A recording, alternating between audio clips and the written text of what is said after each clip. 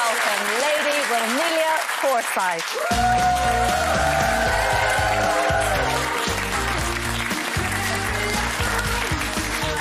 Hello. So lovely to have you here. We're all smiling there. We're all full of our memories. I can only imagine what it must be like for you to watch those moments. This nice invitation.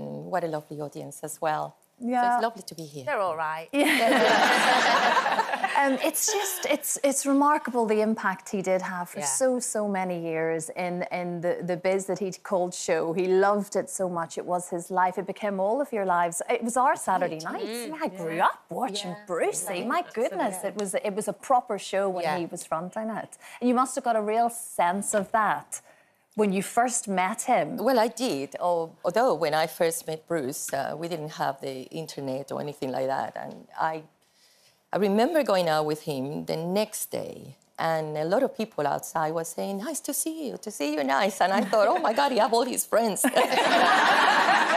No idea that, you know, that was one of his catchphrases and how famous he was. Of course, because he could do everything. Yeah, he could. Yeah. And there's so few people like that really anymore. He could sing, he could dance, he could play the piano, he could entertain, he could do stand-up. He was just a remarkable entertainer. And all of the other big stars, we see Dolly there, they were in awe of him. Yeah. He was just a remarkable person. You talk about when you first met, though, Winnie, and I love this story because we all, I'm sure most of you would know, and it's very obvious looking at Winnie, she was Miss World. Let's just remind ourselves. And will always be a Miss World. I mean, my goodness, what incredible pictures. But it was because of that title that you were judging on a panel with Bruce. Yes. Miss World really changed my life completely. Funnily enough, the reason I compete, it wasn't really to be Miss World, because at that time I was very young. I didn't speak very much English, and my main reason is it was a free ticket to come to England. I always wanted to travel, and especially come to England. I think I fell in love with Roger Moore at that time. and I was invited. I was working in Paris after being Miss World, and 5 years after, they invited me to be a judge, and Bruce happened to be there. And very strange, I have to tell you this, because during the year I was Miss World, they asked a few of the girls to wear the national costume and go to the generation game. And I was the one that they select. But that morning I didn't feel well and I didn't go. So it shows you that I would have met Bruce 5 years ago and somebody would have said, you're going to be married 5 years after. And I would have said, no. Incredible. I mean, obviously when Bruce passed away, it was just so sad, wasn't it, for everyone? Because, like you say, he was Mr. Saturday Night in every respect. Can't believe is it 7 years? 7 years. 7 years. Can't believe it. Feels 2 weeks like ago, he had his birthday, 97. Oh wow! So I was together with their family. We tried to get together on special days, especially his birthday and well, it's amazing that you've still got all that footage of the man that you loved. Do you find that?